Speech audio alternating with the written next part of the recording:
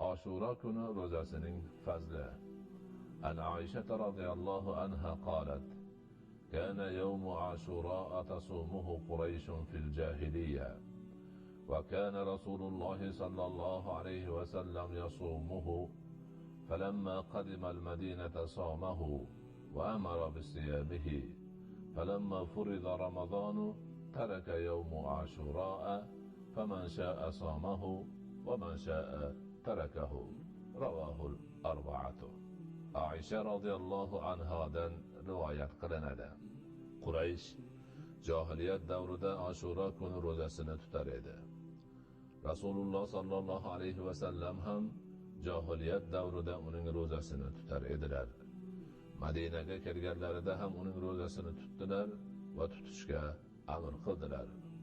Qachonki Ramazon farz bo'lganda Ashuroni tark qildilar. Bas kim xohlasa tutar, kim xohlasa tark qilar edi. To'rtovlari rivoyat qilgan.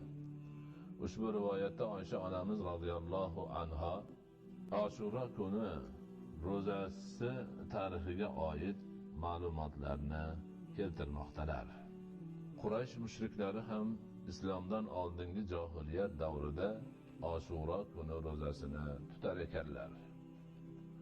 Payg'ambarimiz Muhammad sallallohu alayhi vasallam ham o'zlariga vahiy kelib, payg'ambar bo'lgunlaricha Ashura kuni ro'zasini tutar ekanlar.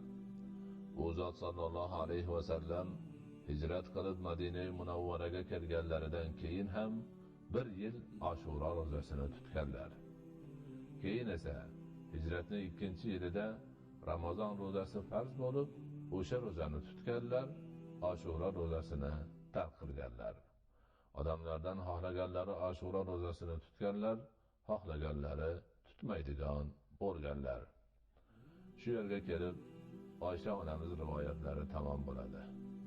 Ammo biz avval o'rgangan hadislarimizdan ko'rinadiki, Rasululloh sallallohu alayhi vasallam vafotlaridan bir yil oldin Ashura ro'zasini tutganlar va tutishga amr qilganlar.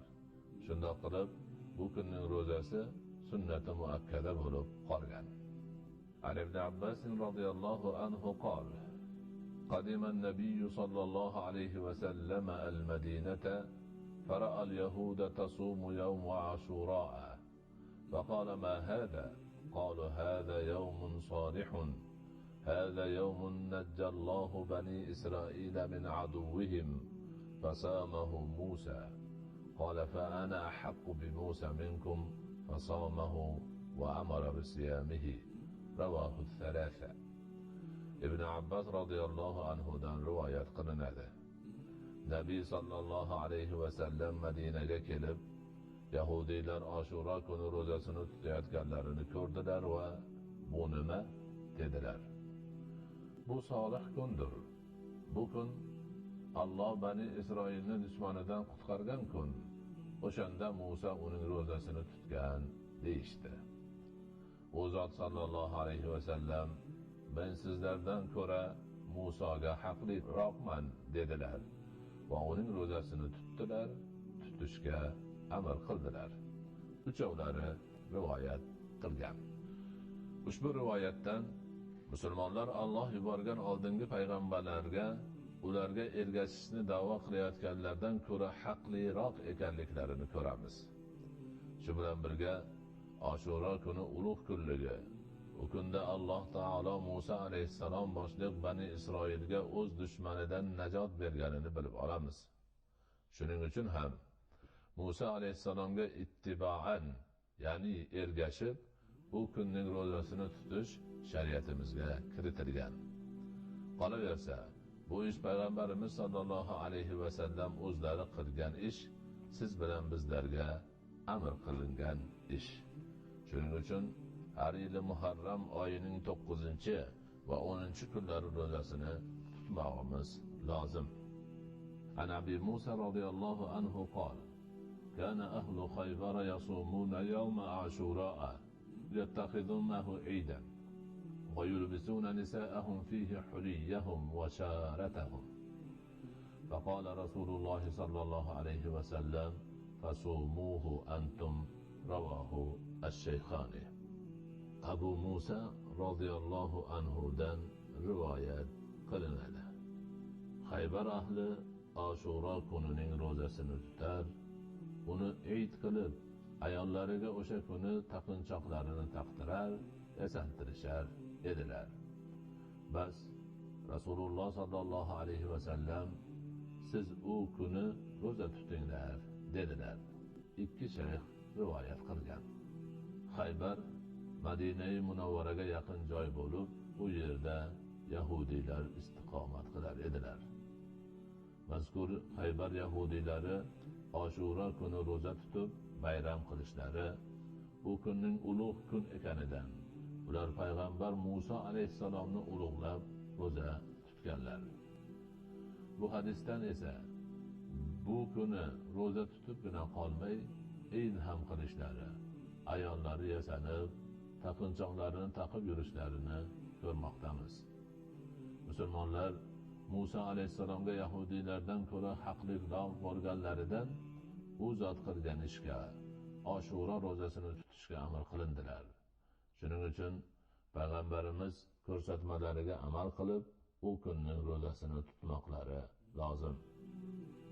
An Salamah ibn al-Akwa' radhiyallohu anhu qala: Amara an-nabiy sallallohu alayhi va sallam rajulan min aslama أن أذن في الناس أن من كان أكل فليصم بقية يومه ومن لم يكن أكل فليصم فإن اليوم يوم عاشوراء رواه الشيخان والنسائي. سلمة ابن الأكوع رضي الله عنه دان رواية قرناده.